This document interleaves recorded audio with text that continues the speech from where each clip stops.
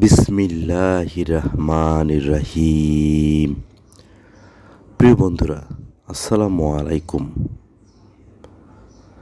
আজকে আলোচনা করব সাহাবীদের জুলুম নির্যাতন সহ্যের কিছু দৃষ্টান্ত। প্রিয় বন্ধুরা, আমাদের এই চ্যানেলটি যদি সাবস্ক্রাইব করে না থাকেন, দয়া করে সাবস্ক্রাইব করে নিন। সাহাবায়ে কেরামদের অবস্থা এমন ছিল যে যার গোত্রীয় শক্তির ছিল সে তার গোত্রের সাহায্যে পেত এবং স্বীয় গোত্রের লোকেরা তাকে অন্যান্য কাফেরদের কষ্ট হতে তাকে রক্ষা করত। কিন্তু বহু সংখ্যক সাহাবীর এরকম কোনো ব্যবস্থা ছিল না। তারা দ্বীনের পথে কুরাইশদের পক্ষ হতে কঠিন যন্ত্রণা ও পরীক্ষার সম্মুখীন হয়েছেন। তারা ভোগ করেছিলেন নানা রকমের শাস্তি ও জুলুম নির্যাতন। তাদের মধ্যে ছিলেন আম্মার বিন ইয়াসির, তার মাতা সুমাইয়া এবং তার পরিবার। তারা আল্লাহর প্রতি কঠোর শাস্তি ভোগ করেছেন। মরুর বালি উত্তপ্ত হয়ে উঠত, তখন তাদেরকে চিৎ করে শুইয়ে দিয়ে শাস্তি দিত। সে অবস্থায় একদা রাসূলুল্লাহ সাল্লাল্লাহু আলাইহি সাল্লাম তাদের নিকট দিয়ে অতিক্রম করার সময় বলেছিলেন, হে ইয়াসের পরিবার, ধৈর্য ধারণ করো, তোমাদের ঠিকানা হচ্ছে জান্নাত। অত্যাচার সহ্য করতে না পেরে ইয়াসের ইন্তেকাল করেন।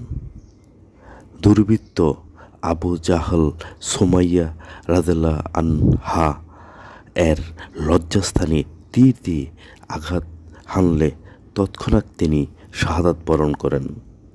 তিনি ছিলেন ইসলামের প্রথম শহীদ। তারা আম্মারের উপরও শাস্তি কঠোর করে।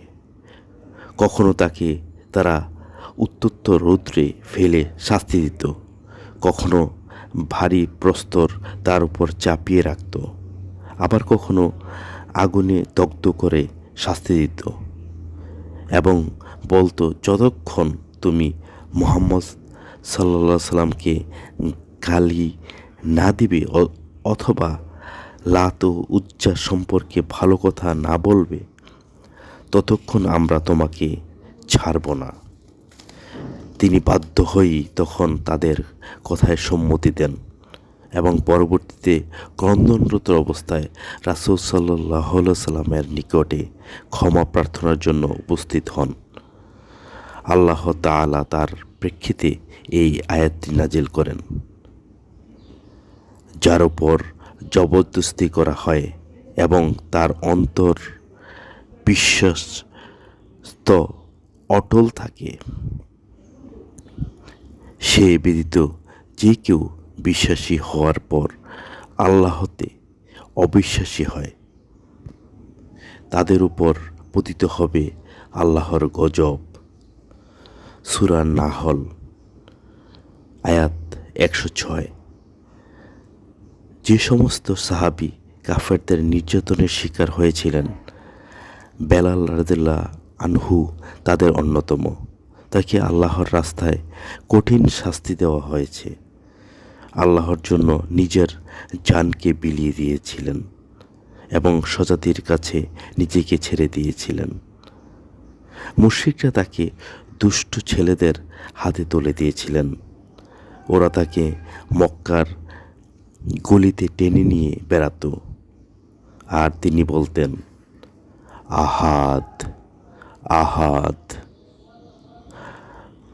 ওরাকা বিন নাওফাল তার পাশ দিয়ে অতিক্রম করার সময় বলতেন, হ্যাঁ বেলাল, ঠিক বলছ, আহাদ আহাদ, আল্লাহ এক, আল্লাহ এক। আল্লাহ শপথ, তোমরা যদি তাকে হত্যা করে ফেলো, আমি তার হত্যার মমতা প্রকাশ করব। বেলাল রাদিয়াল্লাহু আনহু উমাইয়া বিন খালেক এর দাস ছিলেন।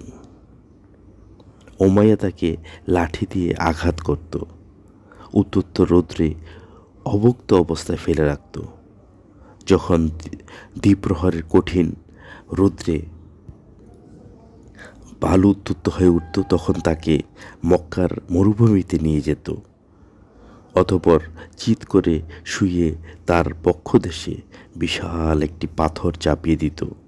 তখন তিনি বলতেন, আহাদ আহাদ, আল্লাহ এক, আল্লাহ এক।